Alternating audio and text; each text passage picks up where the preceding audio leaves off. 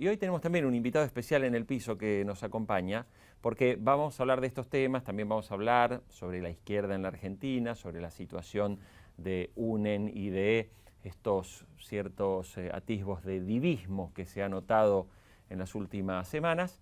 Por eso nos acompaña hoy el diputado de UNEN, Roy Cortina, a quien le damos la bienvenida. Roy, ¿cómo le va? ¿Qué dice? ¿Qué tal? Gracias por la invitación. No, por favor. Roy, quiero Me gustó algo... lo de divismo. bueno, perfecto. Sí, yo creo que leí que lo entrevistaron el otro día y habló de hoguera de vanidades, dentro de UNEN. Sí, pero antes de hablar de eso que también vamos a conversar, me gustaría, ¿qué parece, o sea, esta idea de que el dólar blue se pueda convertir, no solo, bueno, en un producto ilegal, como dice el gobierno, el dólar libre, que es el único que puede comprar la gente hoy para preservarse de la inflación, que puede existir la posibilidad de que haya una legislación todavía más dura? ¿Cómo lo ves? Me parece que es ridículo porque es querer resolver el problema de la misma manera que intentaron hacerlo con la inflación. Vos lo recordarás muy bien, hace 2 o 3 años cuando empezaron a penalizar a las consultoras privadas que daban... Exactamente, por dar los Y datos. después hicieron lo mismo con las organizaciones de consumidores y usuarios. Claro, claro. No se resolvió el problema de la inflación. ¿Se resolvió? No se resolvió.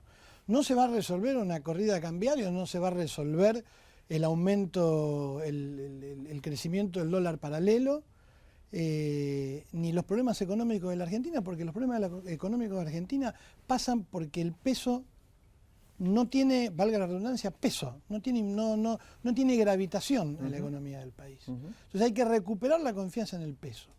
Y para recuperar la confianza en el peso hay que concertar. Acá nosotros en la Argentina necesitamos un Consejo Económico y Social. Todos los países que han tenido problemas inflacionarios saben que para no salir con una devaluación o con un esquema traumático hay que hacerlo de manera gradual. Y hay que llamar a un gran acuerdo entre el mundo del trabajo y el mundo de la producción, con el Estado, por supuesto, el Estado garantizando también que quienes más han perdido en estos años, que han sido precisamente los sectores con ingresos fijos, los asalariados, no salgan perdiendo en este acuerdo.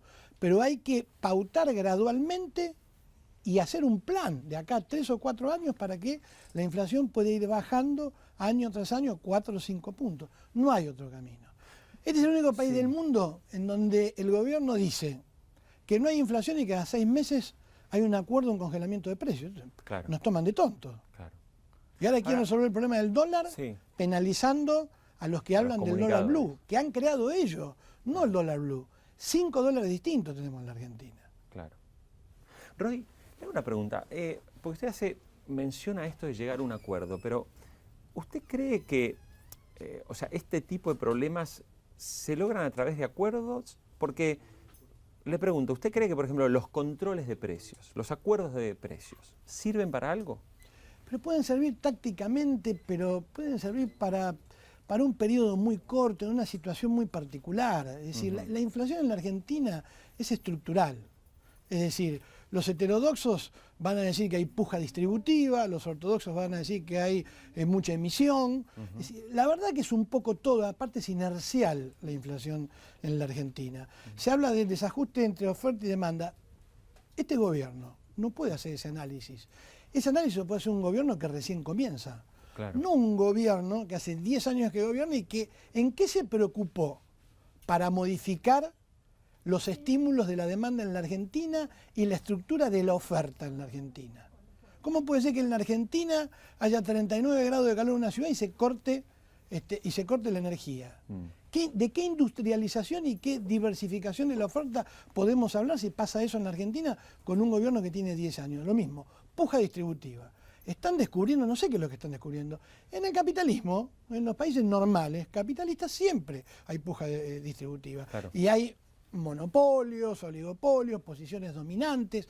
Ahora, yo no veo en esos países que haya un 30% de inflación. Claro. Entonces, quiere decir que acá hay un problema. El problema no es económico, el problema es político. Se está terminando la confianza en la Argentina. Se termina la confianza en el gobierno y en la Argentina. Pero Roy, ¿usted no cree que buena parte de esta confianza rota también tiene que ver, y digo, no digo que haya sido con usted, pero digo, cuando uno mira hacia atrás y uno se va a encontrar con un montón de gestos de este gobierno que fueron aplaudidos y celebrados incluso por las fuerzas socialistas. O sea, esto de rompamos con el fondo, el no al imperio, o sea, esta especie de idea medio bolivariana que da vueltas un poco. Claro, pero eso puede ser un sector de la izquierda. Nosotros hemos acompañado determinadas leyes o proyectos que envió el Poder Ejecutivo porque nosotros, como queremos vivir en un país normal, queremos ser una oposición normal. Una oposición normal en cualquier país del mundo no tiene, como yo siempre digo, afilar las cuerdas vocales para decir a todo que sí o a todo que no.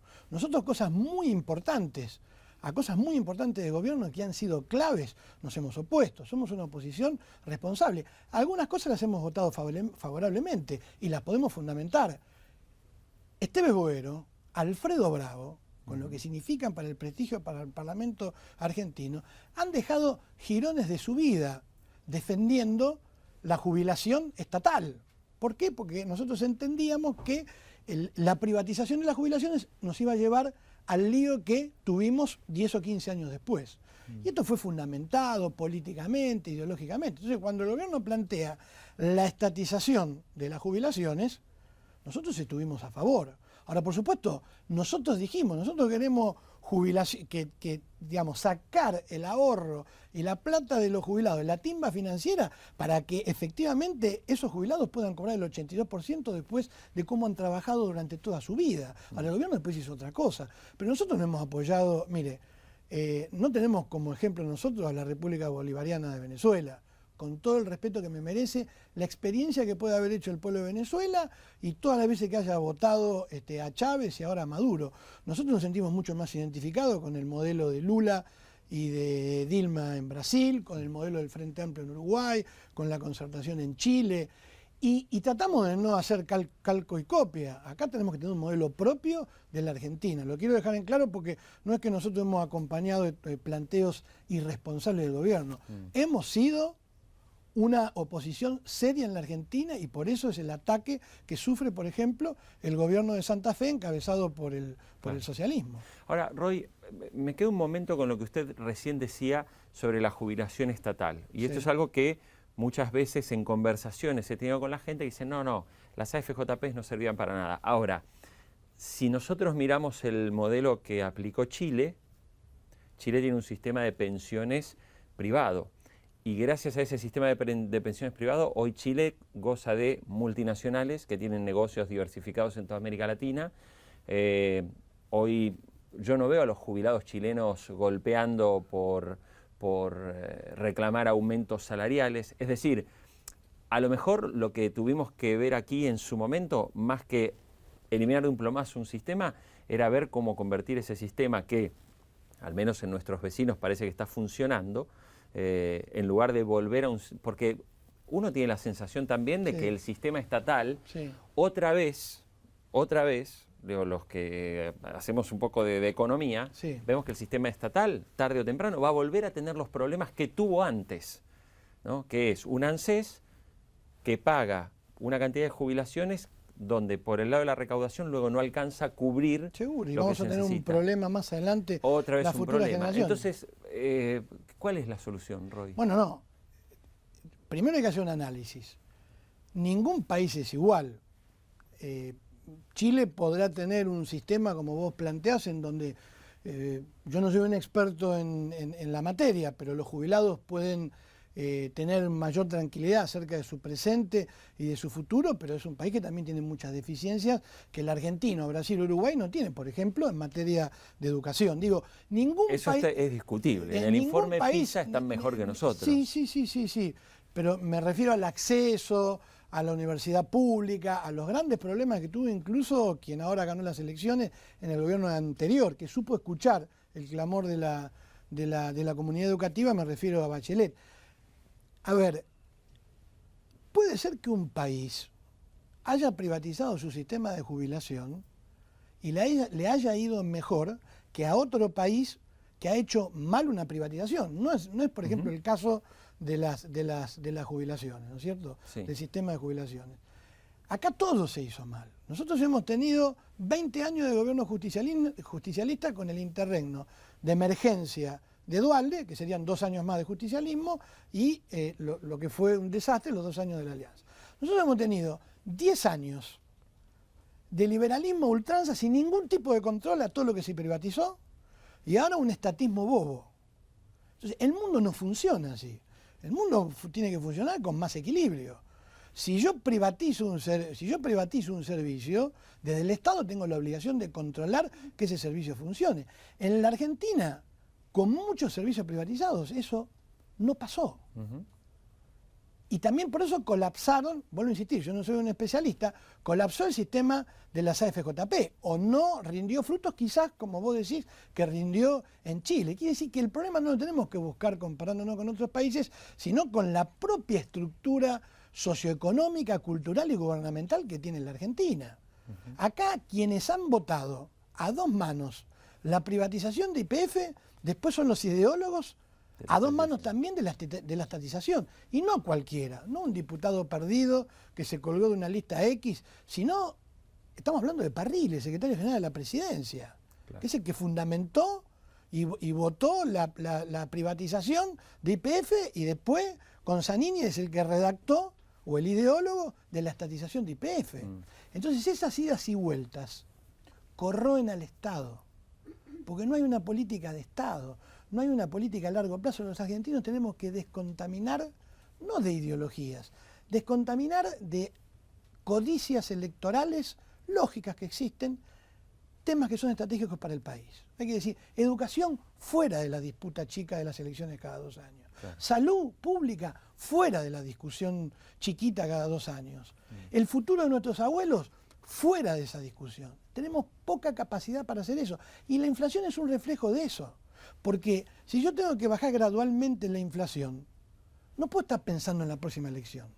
Tengo que pensar que si ahora tengo un 30%, no tengo que estar dibujando con el INDEC que hay un 10%, porque ya no lo cree nadie, pero me tengo que hacer cargo que durante 3 años la inflación tiene que bajar 6, 7 puntos. Y eso por ahí no me da votos enseguida. Pero yo pienso como estadista y pienso a largo plazo.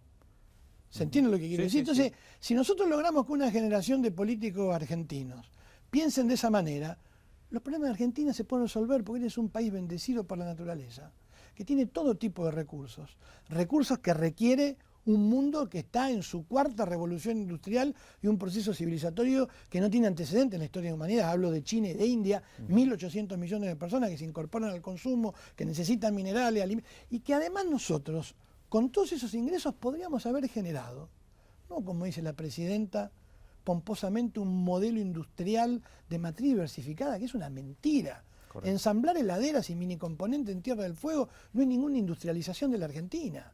Nosotros deberíamos haber hecho un plan estratégico a largo plazo para industrializar en serio la Argentina, ver las cadenas de valor, ver cómo utilizamos las ventajas comparativas que tiene nuestro país, y lo podíamos haber hecho en 10 años. Podíamos haber mejorado el sistema impositivo, podíamos haber corregido, no se hizo nada, todo el relato es mentira. Ahora van rendidos a París a negociar con el Club de París después de haber hablado peste del Club de París. No hay un equilibrio, no, pasan de una punta a la otra, pasan de utilizar la cadena nacional todos los días, media hora, 1 hora, o por semana, horas y horas.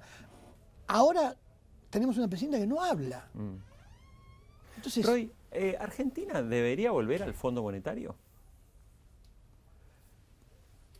Yo creo que Argentina en su momento hizo bien en desendeudarse del Fondo Monetario Internacional, específicamente ese organismo, porque está estudiado por no economistas de izquierda y socialistas, sino economistas de toda América Latina y de todos los signos políticos, de Europa, incluso hasta premios Nobel y eminentes economistas de Estados Unidos, que dicen que el Fondo Monetario ha sido también responsable de muchas de las crisis de los países periféricos, del tercer mundo, como vos lo quieras llamar, y de la crisis que ahora está sufriendo Europa. Entonces esto no es, digamos, tiene un componente ideológico, pero ya empieza a ser una verdad tan cierta que se la desacopla de la ideologización. Cuando uno hablaba del Fondo Monetario Internacional, uno recordaba marcha a la izquierda en todo el mundo. Hoy está estudiado esto, que esto ha sido así, que digamos, estos organismos internacionales se han equivocado con el rumbo del mundo. porque no es casualidad lo que pasó en Grecia, lo que pasó en España, lo que pasa en Italia, lo que empieza a pasar en Francia. No es normal que en un país como en Francia crezca la ultraderecha.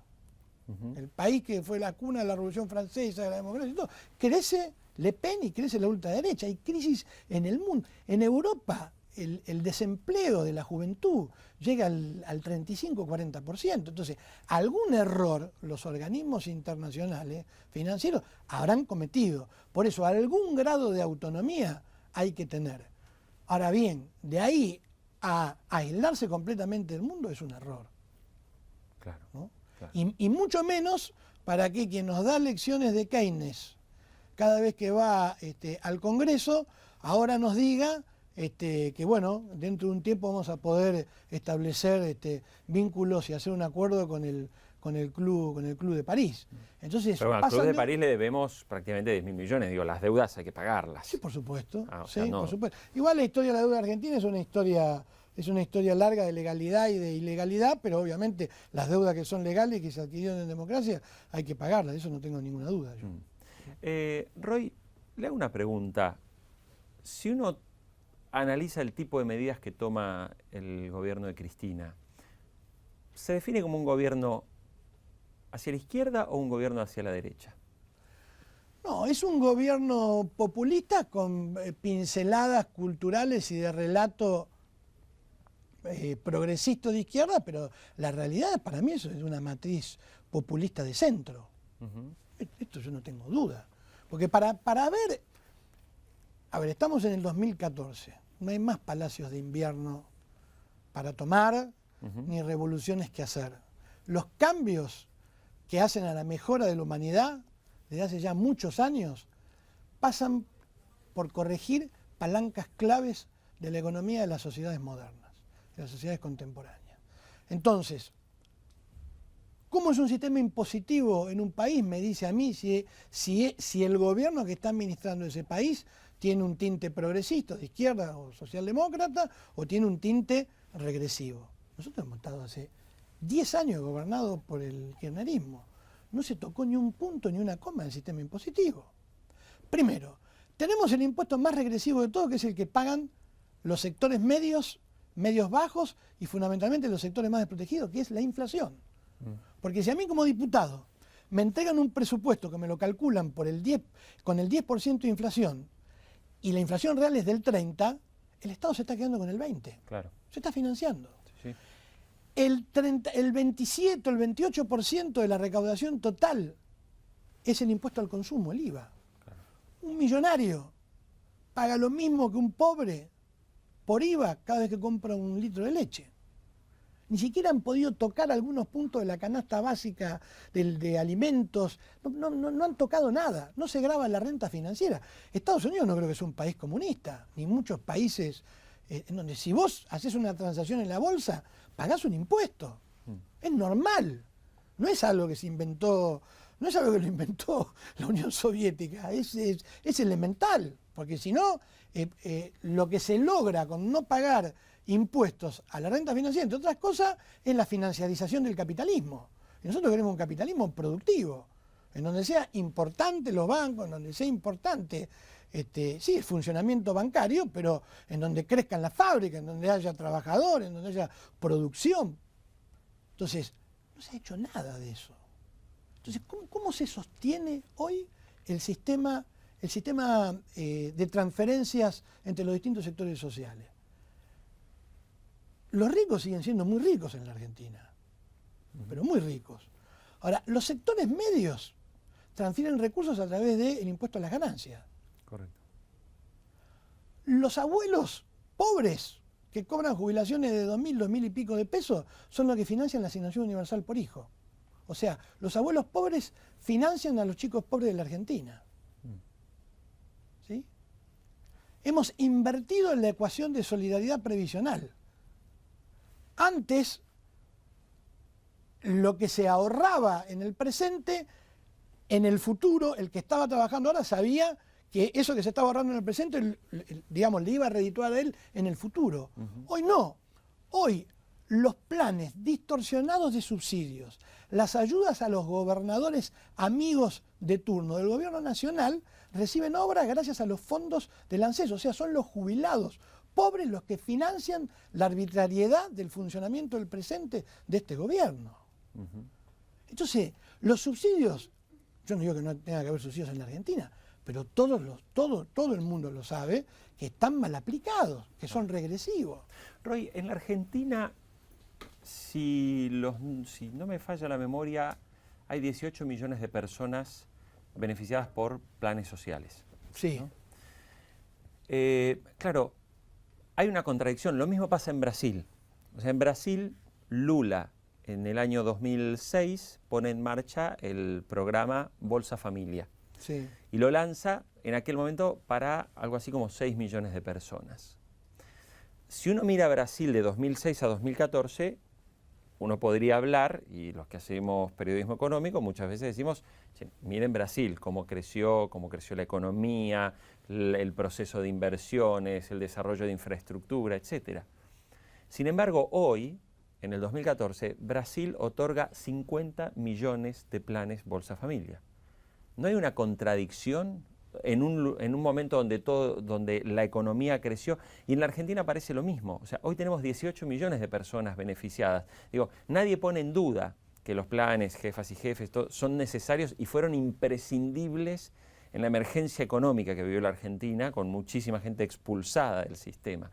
Pero uno se pregunta, si crecimos a tasas chinas, ¿por qué tenemos mucho más millones de personas hoy beneficiadas por planes sociales que los que teníamos en el peor momento de la crisis? Porque se perdieron puestos de trabajo y porque el capitalismo en Argentina es un capitalismo de amigos, es un capitalismo, podemos decirlo crudamente, berreta. Pero en Brasil le pasa lo mismo, ¿eh? Brasil tiene 50, uno de cada 4 brasileños. Pero Brasil no se puede comparar, igual, pero Brasil tiene una burguesía en serio. Y las políticas de Brasil son políticas a largo plazo y no se discuten electoralmente y ha crecido como una potencia. Además, digamos, entre el gobierno anterior de Brasil y el actual, más allá de la crisis y de las ondas de la crisis internacionales que llegan también a esta región, en Brasil se incorporaron casi 35 o 40 millones de pobres a la clase media. En un proceso de 7, 8 años. Y ahí no se joroba. Ahí si la mano derecha del presidente se descubrió que estaba en un tema de corrupción, termina preso. Nosotros tenemos un gobierno de corrupción, de saqueo y de intento, en su momento, ahora ya no, de continuidad. Es un gobierno que no puede resolver. ¿Vos no te das cuenta que es un gobierno que no puede resolver su sucesión presidencial? El vicepresidente está sospechado de corrupción, todo el mundo sabe. Bueno, hasta que la justicia no lo defina, pero todo el mundo sabe que Vudú está en serios problemas, el vicepresidente de la Nación. La presidenta provisional del Senado, impresentable. Como la conocen los argentinos, es con su esposo, el gobernador, otro impresentable, el gobernador de Tucumán, Alperovich, con un turbante al lado de las pirámides de Egipto. No hay sucesión presidencial en la Argentina. Estamos plagados de casos de corrupción. La corrupción no es un eslogan, la corrupción nos mata de en serio. La corrupción hace que se mantenga el clientelismo. Porque la corrupción hace que no se hagan las obras que hay que hacer, que no haya caminos, que no haya energía, y todo eso lo que hace es achicar la oferta. Si vos achicás la oferta, no tenés capacidad de desarrollo de industrial y del capitalismo, y por lo tanto no tenés posibilidad de generar puestos de trabajo, ni tampoco generar confianza para que vengan inversiones, por supuesto, reguladas por el Estado, para que dejen ganancias en la Argentina, pero hoy no sucede ni eso, ni hemos desarrollado ni por el verso de la sustitución de importaciones. Claro. Roy, todo este escenario, a ver, ¿se puede uno imaginar? Usted conforma una fuerza y nos gustaría también charlar unos minutos al respecto. Usted conforma una fuerza que es UNEN, con una coalición de partidos y de figuras. Y yo le quería preguntar algo porque en los últimos días hubo una reunión en Rosario entre Sanz y Bonfatti, Wiener. Perdón, entre Sanz y Wiener. Y el otro día, Pino Solanas, aquí en Olivos, usted estuvo en esa reunión, estuvo con Cobos. Uno cuando ve la foto, no lo tome, pero a mí me parece que unir a la izquierda es más difícil que hacer las caras de las 6 caras del cubo mágico. O sea, porque parece, en la Argentina es histórico que la izquierda, cuando obtiene un buen resultado electoral, al día siguiente se pelean. No, bueno, a ver, nosotros tenemos la experiencia del recorrido del camino de UNEN, que fue también así de dificultoso, porque no es un problema de la izquierda. Ojalá, qué sé yo, algunos de ellos fueran doctrinariamente, en serio, de izquierda, me refiero, estamos hablando del radicalismo, que no es un partido de izquierda. Vamos a denominar genéricamente este espacio del centro al centro izquierda. Ahí está, allí están todos, ¿no? Yo creo que en la Argentina, en el 2015, va a haber 2 opciones, una del centro al centro derecha, con Scioli, Massa, Macri, y del otro lado va a haber una opción del centro al centro izquierda, donde, bueno, estarán Wiener, Carrió, Cobos, Sanz, Pino, Solanas. Bueno, UNEN en la ciudad de Buenos Aires fue algo similar a lo que se quiere intentar ahora a nivel nacional. Y vos lo sabés muy bien que fue toda una historia de discusión, porque son personalidades atractivas mediáticamente, con mucha representación, en muchos de los casos con muchos votos en la actualidad, con buenas mediciones y con aspiraciones legítimas. Claro. Entonces eso costó, pero nosotros sentamos un mojón allí, que es que era bueno que las listas las diseñen con su voto los ciudadanos, en este caso los porteños, y eso fue valorado. Por eso desplazamos en segundo lugar al kirchnerismo, Pino Solanas fue senador, y UNEN quedó ya ahora en una polarización en la ciudad entre el PRO y UNEN, ¿no es cierto? Y eso es valorado y vamos a continuar en la ciudad de Buenos Aires. Ahora hay que armarlo a nivel nacional. Entonces yo, por un lado, veo la mitad del vaso vacío, como decís vos. Qué difícil que es, ¿no? Se sacan una foto acá, otra foto allá, el mismo día, ahí no hay ingenuidad, lo hacen para que la nota salga el otro día en el diario. Pero por otro lado veo la mitad del vaso lleno, porque el destino de ese espacio es unirse inexorablemente, porque si no va a ser condenado electoralmente por la sociedad. Entonces yo creo que lo que están haciendo es un camino largo, en donde, bueno, tratan de medir fuerzas, de buscar coincidencias, se tratan muy bien mediáticamente, no hablan mal uno del otro. Lo que sí yo estoy de acuerdo con vos, y lo digo esto con mucha énfasis, y lo dije en muchos medios de comunicación, la próxima foto tiene que ser una foto de todos juntos. Después pueden seguir discutiendo, de a parejas, de a tríos, de a partidos, los que quieren estar solos, pero hay que enviarle una señal a la sociedad de que este frente, UNEN, como se lo quiera llamar, Frente Progresista, algún nombre nuevo que le pongamos, tiene muchos candidatos, que esos candidatos se lo vamos a ofrecer a la sociedad para que la sociedad elija, y eso es bueno, y que el que gane será apoyado por todos. Pero que hay que combinar. Si yo puedo tener una coincidencia con vos y con el camarógrafo ¿no? Pero estamos todos dentro del mismo espacio. Si yo me saco todas las fotos con vos, y tarde o temprano voy a resquebrajar la unidad de los 3. Claro. ¿No? Es bueno que cada tanto nos saquemos una foto los 3. Digo la foto porque suena algo superficial o banal, pero en este mundo de la imagen la foto es importante. Hablo de cosas más importantes aún, de discutir programas, de buscar coincidencias. Así que yo vería la mitad del vaso lleno, yo creo que vamos a caminar a una unidad del centro izquierda al centro, y la advertencia... ¿No hay lugar para peronistas ahí? Sí, ¿por qué no? Pino Solanas es peronista. Y me parece que sería ¿Y para kirchneristas desencantados? Bueno, siempre y cuando no estén mezclados en hechos de corrupción, y que no hayan sido fanáticos y que por ahí hayan sido simpatizantes, que no sé qué es lo que puede pasar dentro de 2 años. Debe haber gente valiosa como hay en todas partes de la política y de la Argentina y del mundo. A nosotros, a los socialistas no nos gusta ver la realidad en blanco y negro, ¿no?